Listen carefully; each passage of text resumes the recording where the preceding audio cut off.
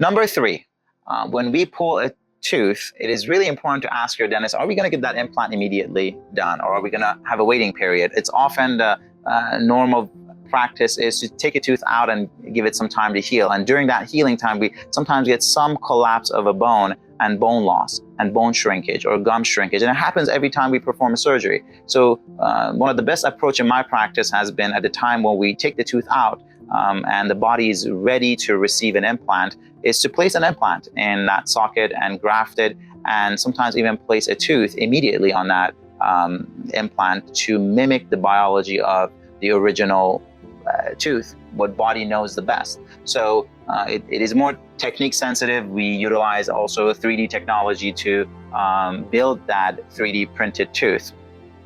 But it's really important to ask your doctor, minimize the healing time. Instead of taking a tooth out and waiting 4 to 6 months and then go back and place an implant, wait another 4 to 6 months. Now you're talking 8 to 12 months before you get your final restoration. And you may have to deal with a flipper or a plastic tooth, especially if it's in an aesthetic area.